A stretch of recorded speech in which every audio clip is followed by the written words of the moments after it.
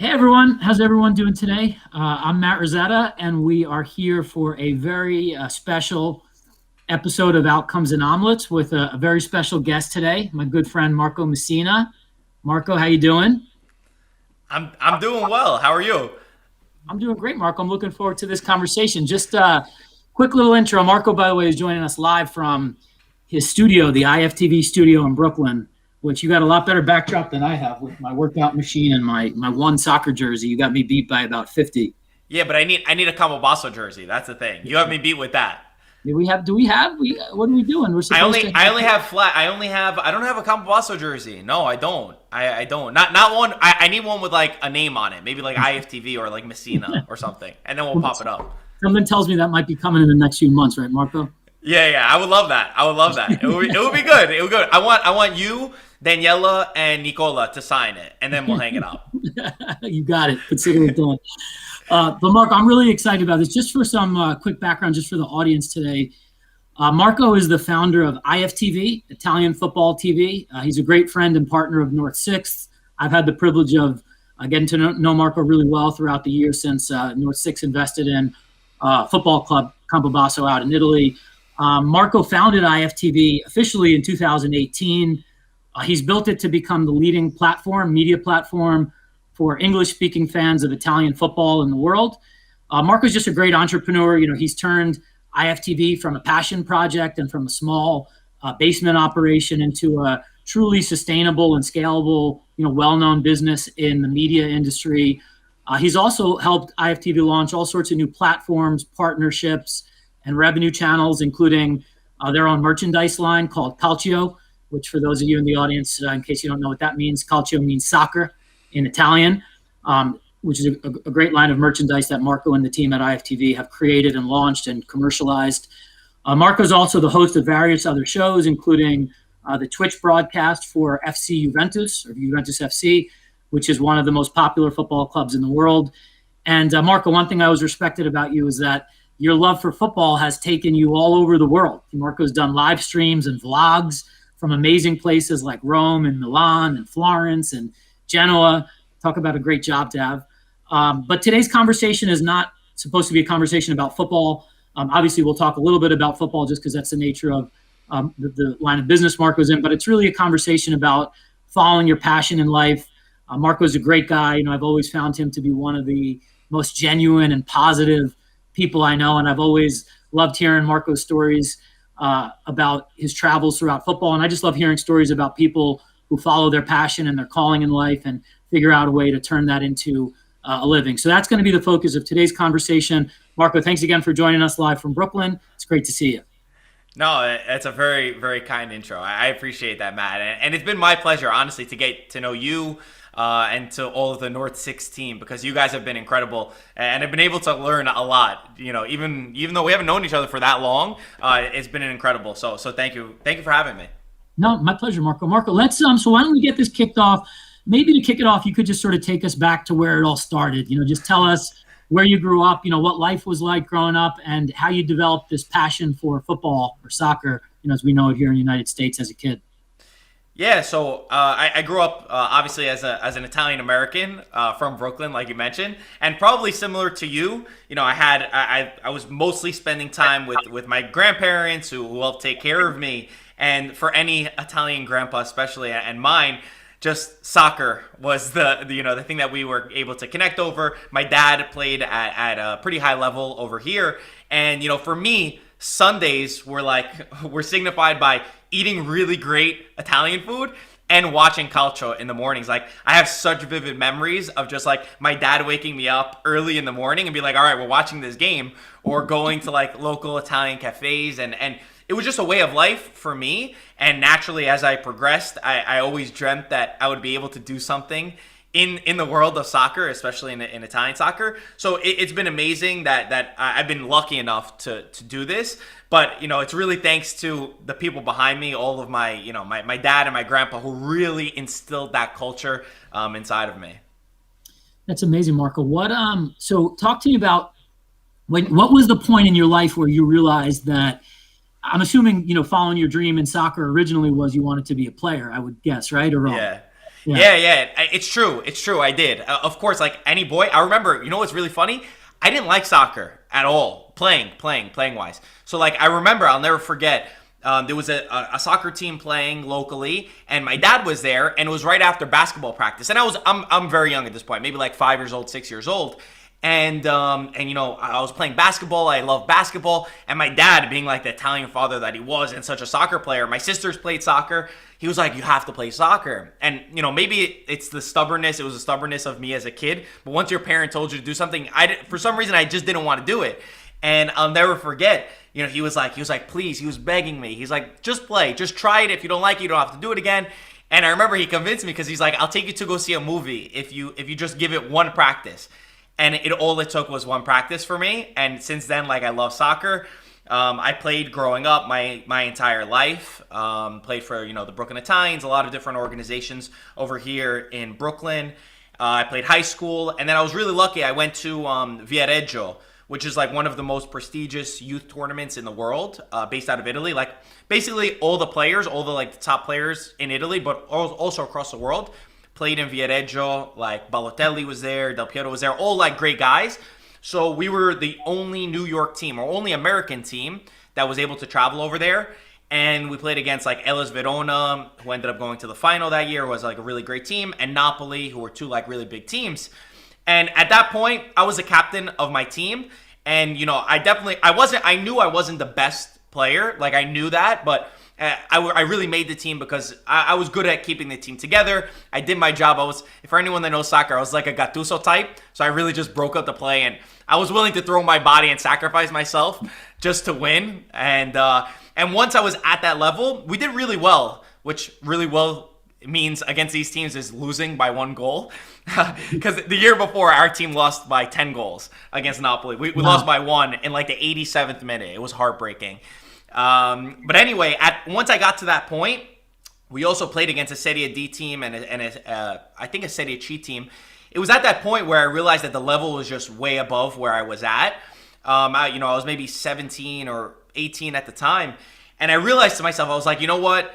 I can probably become a player. I said it would be really tough for me to try to reach Serie D, reach Serie C. I was like, I'd probably have to try so hard and maybe I will make it. And for me, I always want to be the best. And I sort of realized in myself, I was like, you know what? I think I could have more of an impact in another way and still be involved in soccer and try to be the best. So it was kind of at that moment where I saw everyone else and I was like, you know what? I have to be realistic. I have to be self-aware. I'm not going to make it to Serie A. I'm not going to make it to that level. And that's why I already had started building the foundation to doing something else, which was IFTV. So kind of allow myself. It was hard. It was heartbreaking as a player, and I know a lot of people who end up stop being players. It hurts them, but I'm happy that I was able to find a way to still be involved in the sport somehow. So Marco, take us back to the early days of IFTV. You know, I remember the early days of our business. You know, right now it's kind of romantic and you're sentimental thinking back, but back then it's scary. You know, there's no guarantee you're going to survive till the next day. And, you know, just talk to us about sort of the early days of IFTV and the formative, years when you were getting the business started and what that was like. Yeah. So before we even started the business, I was, I had opened this thing called Twitter, when I was young. I didn't really know what it was. I don't even know why I opened it, actually. And I started seeing people talking about, Premier League, Manchester United, Real Madrid, a lot of these other teams. And no one was really talking about Italian football. And for me, that was the thing that I loved the most.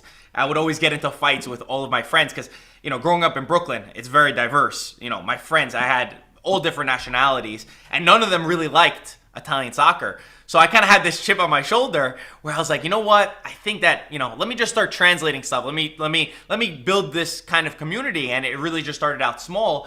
And as the next moment that I looked up, I saw I had, a couple followers, the opinions were looking good. And I had this moment of realization where I said, you know what? I think I could create this into a business. And I remember I was on the phone with Mike, who was my business partner at the time.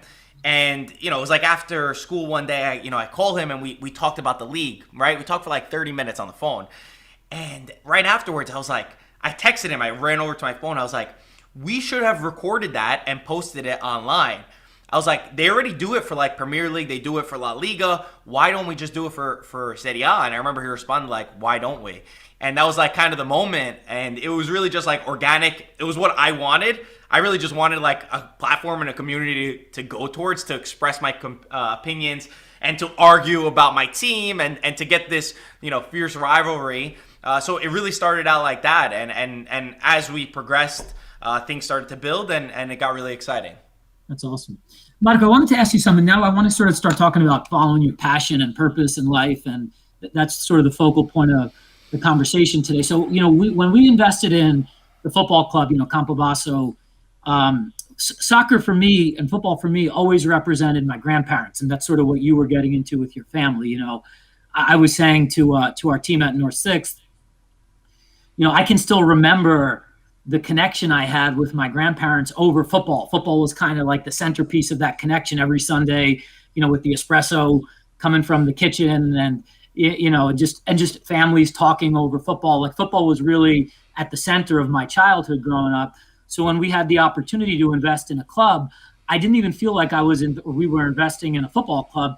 I felt like I was investing in my childhood and kind of reliving those memories. And, for me, football really represents more than a sport. It represents family. It represents, immigrants and the immigrants, story, and all of the things that we're really valuing as a club. Those are the values that we're positioning the club as a platform to represent. So maybe you could just tell our audience, like, that's what football represents to me and to our company. What does football represent to you? Because I know you, and I know you're a passionate guy, and I know football is not just a sport. There's a lot more that it represents than just the sport itself. Yeah, I mean, you said it best, and that's what I love, like, about sharing stories with people. It's like, we live in our bubbles as we're growing up, right? And you think that, your story is unique, or that's only towards you, but then you realize that so many can share the same thing, and even with people across the world. And that's been like the beautiful thing about social media, is you'll find people from all over, Italians from all over, who have similar stories. So for me, it was really a way to connect with my grandpa, who, he practically raised me. Him and my grandparents really raised me. And he grew up an Inter fan. He was always like a fan of one team, and I grew up a Juventus fan. And we always had this rivalry and I remember so vividly, there were times where Juventus and Inter would play each other. And I ended up when I was a kid, I lived with him and underneath his house. And I'll never forget, Inter Juve. He used to be upstairs, I was downstairs, and when Inter would score, he would take his cane and just hit the floor. And then when Juventus would score, I would jump on top of my couch and just reach over and hit the ceiling. And we had this just like amazing connection. Like, those moments to me were like so much fun. And I remember, like, if Juventus would lose one weekend and we went out to go eat with the family, he would make the waiter give me the check and say, oh, his team lost this week, make him play. Even though I was, 12 years old, 13 years old. And that really progressed for me throughout my life. It was such an important way of connecting with my grandpa, with my dad, who, for them, football was everything. It was what they lived for. And that's really what I wanted to do. I knew it from the start that it was something inside of me, and I had so many people throughout my life just tell me, like, there's nothing. They're like, if you're not a player, there's nothing you could do within this world. Like, what are you gonna do? You're not good enough to be a player, and that really drove me. Whenever I would hear that, whether it was from a family member, a friend. It was more so of okay, you think that we can't create something, but it was like the thing that almost in the tough times I look forward to. I was like, I can't make that person be right about me. I can't let them be right. And I would say I'm very fortunate to have grown up in this era with technology and with all this opportunity, because what my family dealt with, my dad, my grandpa, they never had this opportunity to do it. So I always saw that as the model. And in terms of following passion, when I had started, opening a Twitter account in high school. It followed throughout college, but it was really just a hobby. It was a side thing. I was just doing it for fun. People in school used to be like, "Oh, look, it's the Twitter guy. Like, he's obsessed with Twitter. He loves to like talk about soccer." And I had gotten a job throughout college, because that's what you got to do. I was going to college. I was working in real estate. because I had a family friend who was in it too. And they brought me in. They're like, oh, you like to talk to people, so work in real estate. Get your real estate license, start doing this. So I was like 18 years old working in real estate. And real estate, you're working on the weekends a lot of the times, right?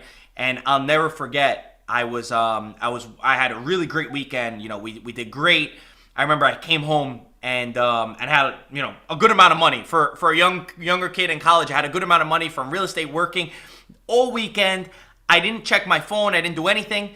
I remember looking at this money and I was so sad. I was so mad because I was like, I don't know what my team did this weekend. I didn't watch a single game. I didn't interact with anybody about the thing that I love.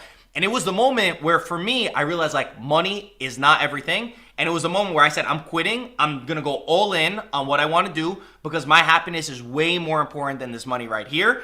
And if I don't try now, like I never will. So that was really the moment for me where, we grow up and, you're told, especially from family of immigrants, if you have family of immigrants, money's everything. You have to make money. You have to work. You have to do this. But that was a moment for me. And I felt like I got really, really lucky to have learned that early on and not have the regret, years down the line. Wow. What a story, Marco. Thanks for that. By the way, just for our audience out there, we're going to leave about 10 minutes or so, 5-10 minutes toward the end just to answer any questions. So if you have any questions, feel free to insert them into the chat box and we'll do our best to get to them toward the end of the show. Marco, what a great story. In fact, that kind of brings me to my next question for you is, today, so fast forward, now here you are, you're years old, you're 23 years old. I don't want to disclose your age. It's fine. It's fine. But, it hurt me. The last birthday in February, that was a turning point. When you went from 25 to 26, it didn't feel good for me. Those were many years ago for me, Marco. So you're sitting here now. You're still young. You're in your mid, soon to be late 20s, and you're living your dream. You're part of the 0.001% of people who can truly say that their work is dedicated to their passion in life and they followed their dream. So just how does that feel now? You've sort of arrived and now you're running a business that's not just a business, but it's a business that started out as a passion and as something that really was your calling in life. Just what does that feel like? That's got to be incredibly gratifying, I would imagine. It is. It definitely is.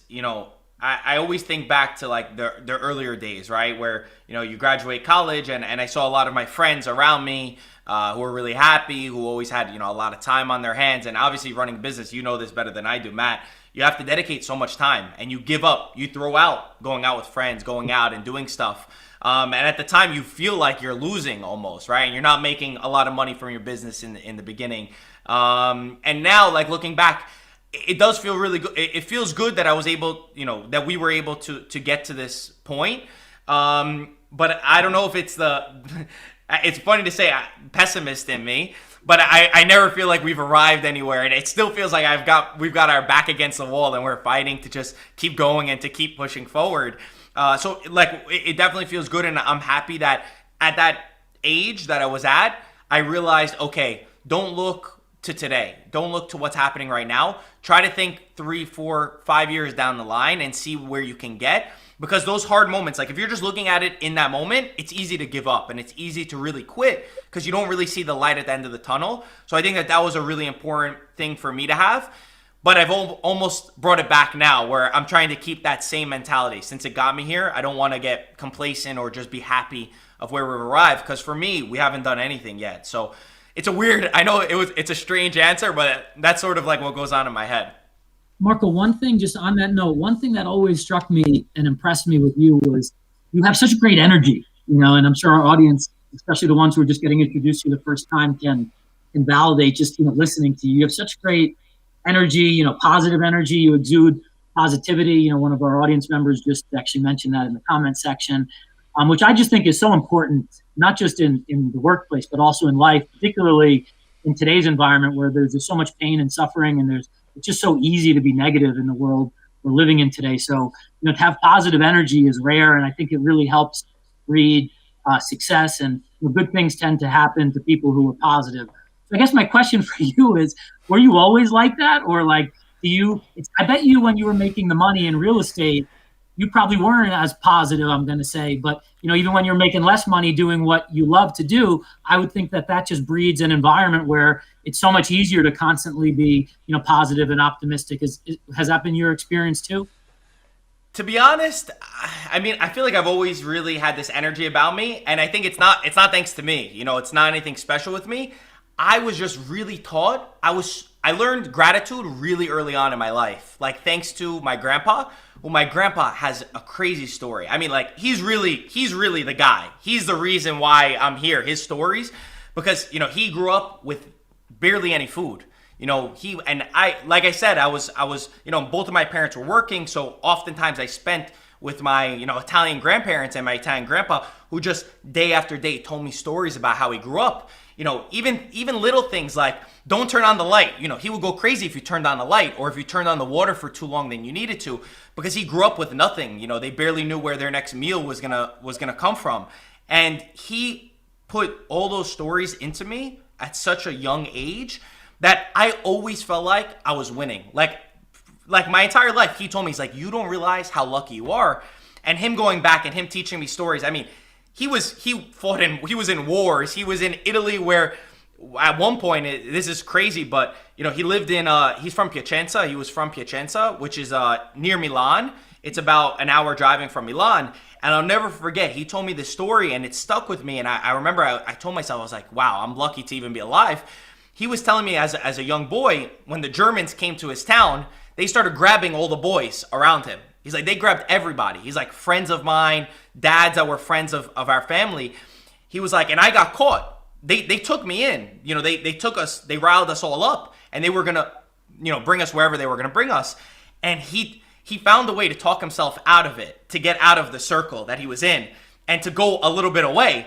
And I don't remember what he said, but he tricked like the lady. He's like, oh, I don't remember what he said. I don't remember the details, but he got away, and him and his brother hid in the mountains for 3 weeks. For 3 weeks, they Wow. traveled on foot from Piacenza to Milan. They walked to Milan in the mountains.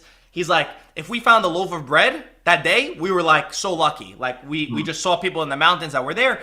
And he put that in me, that like, even just being alive, you were lucky. And I think that learning that at like 5, 6 years old, I was a little bit traumatized at the time. I was like, all right, I didn't even understand what all these stories meant. But I think that it definitely instilled in me like that mentality. And even when I was in real estate, like I remember, I might have told you the story, but I'll never forget it. I felt like such an idiot at the time when I said it. But when I worked there, it was one of the first days. And, they had mentioned like, oh, what are you happy about this week? It was like a group meeting, everybody in the office, like, oh, what are you happy about?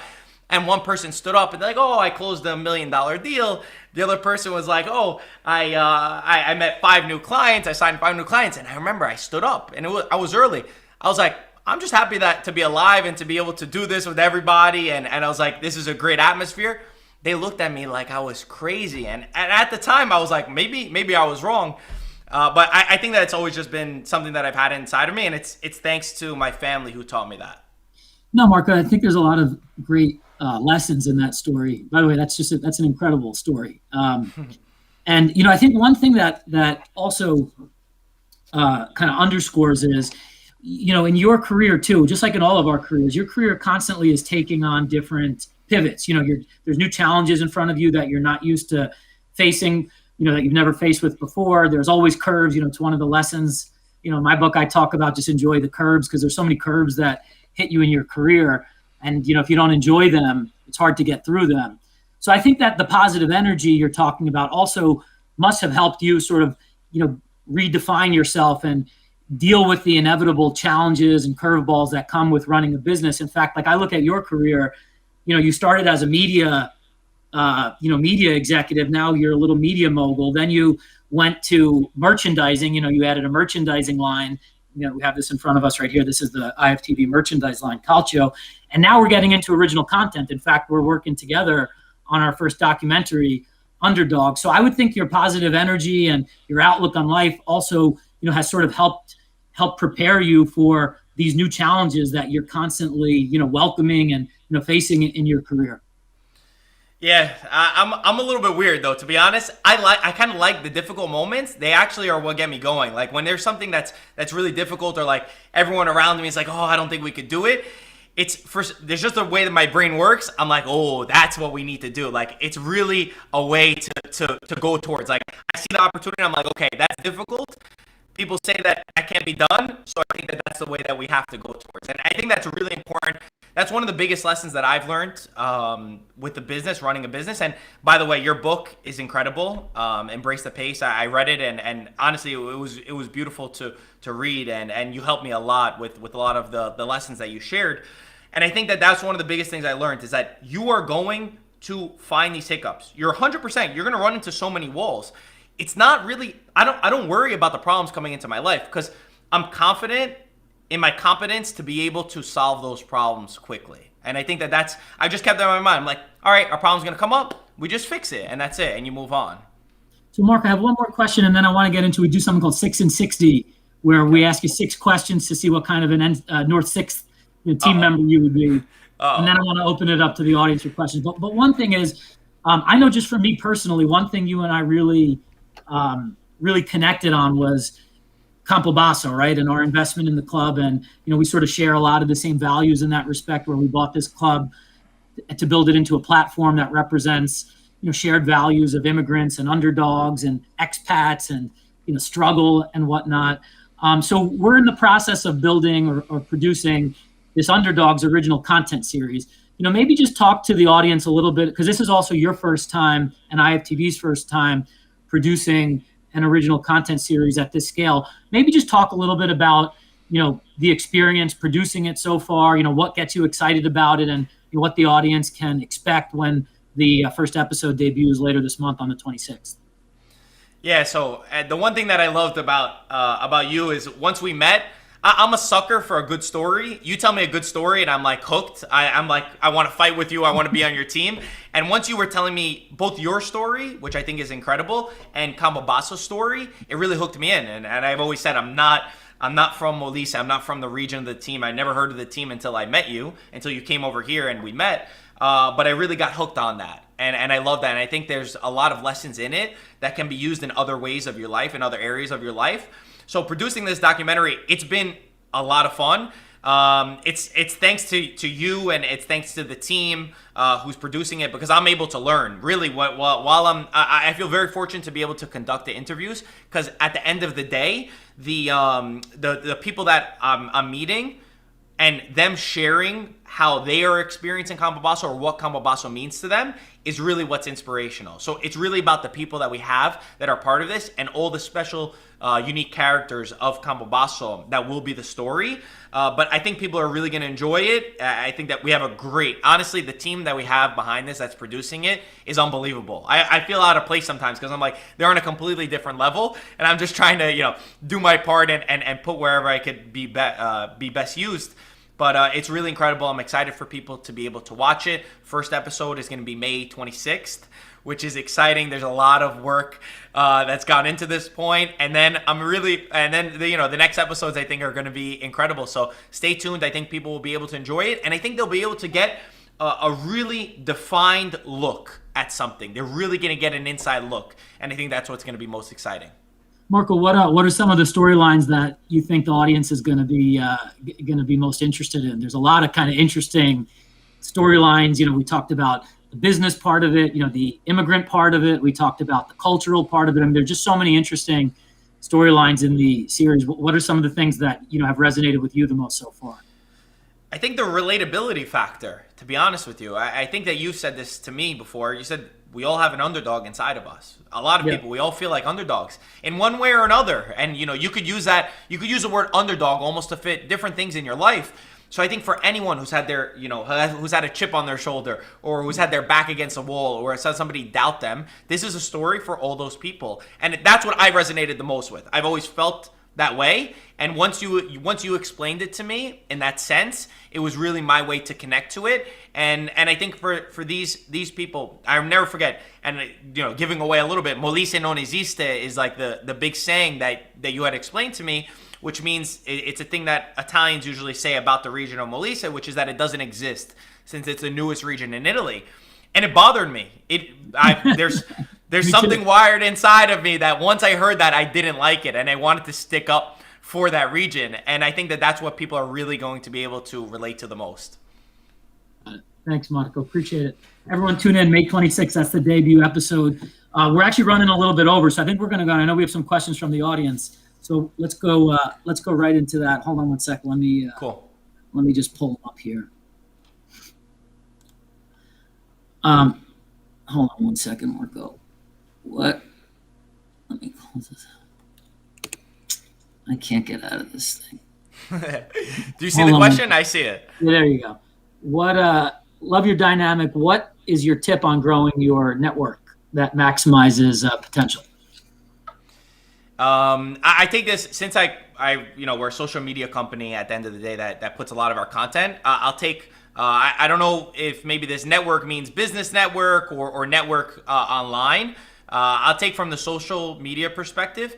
I think that growing your network and your audience is really about being involved into the audience. I think that there's a lot of people out there who try to grow something and it doesn't really feel authentic, and it doesn't really feel like the people behind it are totally behind it. It might just be, just being involved in it because it's exciting or because the numbers could be big. I think really digging deep into your audience and your network and being amongst them, just be the user that you want to be, build the platform that you want to be, and engaging with people 24/7. And I think that's one of the biggest things online is that now, and you see young fans, even young soccer fans, young football fans, they want 24/7 access. They want to always be on. And that's a very important thing. You have to be quick. You have to be responsive. You have to just always be present. Even though you did amazing work one day, even if you put out 10 pieces of content, 15 pieces of content, it all starts again tomorrow, and you need to replicate that.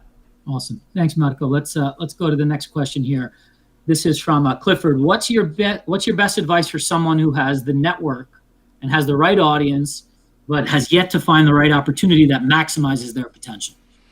I love Clifford. Clifford's a great guy. I don't know if you know him, Matt, but he's a really positive person. We need more people like Clifford. He's always in our comment section, spreading great stuff, and especially now online where it's so easy to be negative. Clifford's one of the guys that spreads positivity.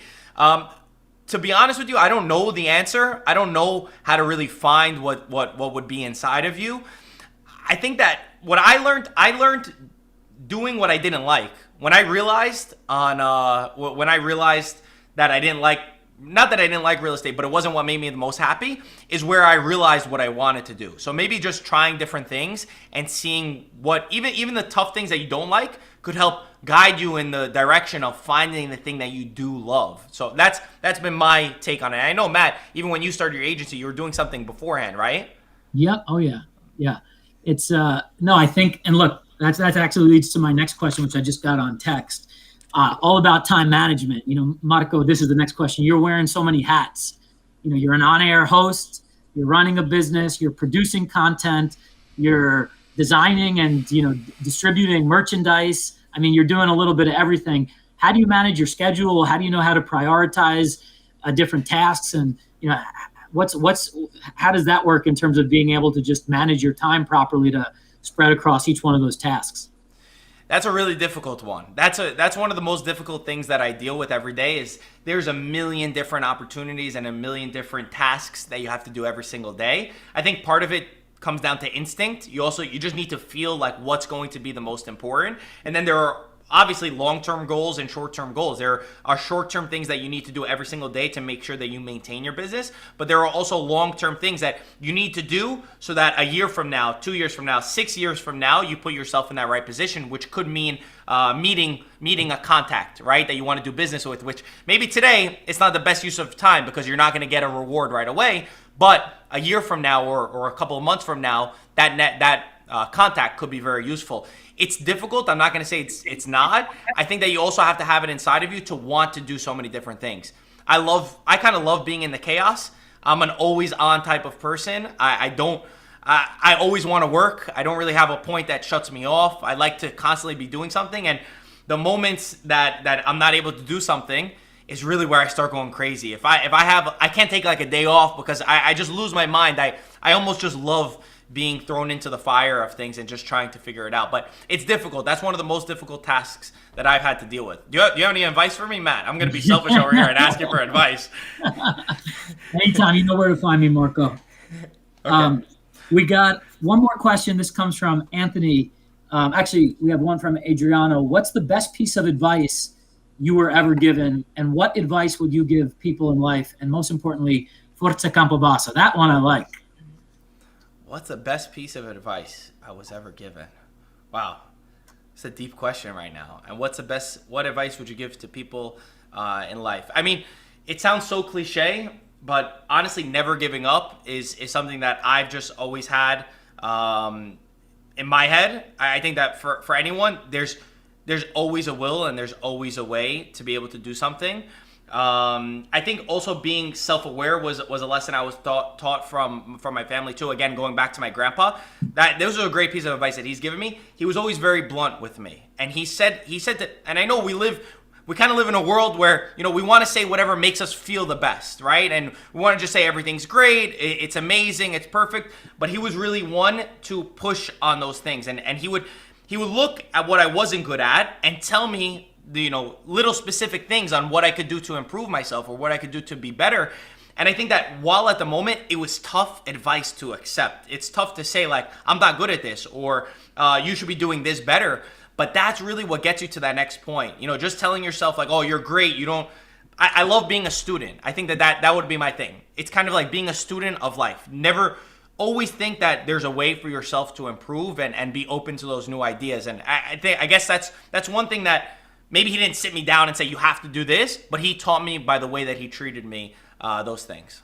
Actions over words. That's a great lesson. All right, so we have to close out, Marco. But we didn't get a chance to do 6 and 60, but I did want to do an Italian style rapid fire response to a couple of questions just for our audience, particularly the ones who are listening and watching from New York. Give us. Okay. You've traveled and you've been in every restaurant, every pizzeria, every cafe in the tri-state area. So we got to get some advice from you here. What's the best pizza in New York City? Because this is a big debate in North. You're gonna get me in trouble over here, but I'll say for me the best pizza, and this is like pizza napoletana or pizza from Italy, not like an American slice of pizza, but for me Ribalta. We've gone there before. I love it. It's my kind of style, my favorite. All right, what's the best Italian restaurant? The best Italian restaurant. I might have to go to Ribalta again. I gotta give them. Anytime I go there, you can get anything from there, and it's my favorite. It depends what you're in the mood for, of course, but Ribalta's a safe bet. I will have to back Marco up on this. I hadn't even been to Ribalta until a couple months ago when Marco took us there for a night out, and we had amazing time, and the food is awesome. If you're in Brooklyn, very nice. I'll give a shout out to Gino's in Brooklyn. In Brooklyn, great pasta. I'll say that. Gino's in Brooklyn. If I'm in Brooklyn and I want some good pasta, I go to Gino's. I know. Is that Gino's, the Sicilian place on 18th Avenue, or? No, it's on 5th Avenue. It's on 5th Avenue. We'll go the next time. The next time you come over, we'll go over there. That's it. I'm holding you to that. That's my place. Last one. Who would be your dream interview? Who would you like to interview most that you haven't interviewed before? My dream interview. I think Cristiano Ronaldo, who. And it's not really just from a footballing perspective. I kind of love the human side of him. I would love to know what goes into the mentality of a champion and a person who, in my perspective, he wasn't just born with the gift of playing. He really works super hard and every single day. And you see him at his age that he's at to still push and to still want to be the best. There's a crazy stat. This is getting a little nerdy for the non-soccer fans, but after he turned 30, which is usually an age that players decline in, he's gotten better and his stats have only improved. And I would love to just understand the mentality of somebody of what you need to do every single day to keep that competitive spirit. A person he's won everything. He's won 5 Champions Leagues. What keeps you keep going even though you've won so much? So I would just from that side, that perspective, I would like to see if I could grab, and selfishly, I would like to see if there's anything I could grab from Ronaldo's mentality and give it to myself. Awesome. Thanks, Marco. Marco, so this was amazing. I just, before we wrap up, is there anything you wanted to add or anything we didn't cover that you wanted to hit on for the audience? No, I appreciate you having me on. I'll urge everybody to make sure you check out Underdogs, our series with Campobasso. May 26th is the first episode, and it's only going to get better from there. I think people will really enjoy it. I think they'll buy into the narrative. I want to thank you for introducing me to Campobasso and to work together. I think that I've told you this personally, but I think that, the mentality that you have in terms of how you're trying to build this club up is amazing, and it's made for the next generation. It's made for the young fans all around the world, and it's made for anyone who's an underdog, and you really see it through the values that you guys always shape. So I appreciate you doing that for everyone. No, thanks, Marco. Appreciate that. And just for the audience, as a disclosure, did I pay you to say any of that? Absolutely not. I'll take it later, though. I'll give you free advice later to return the favor. Perfect.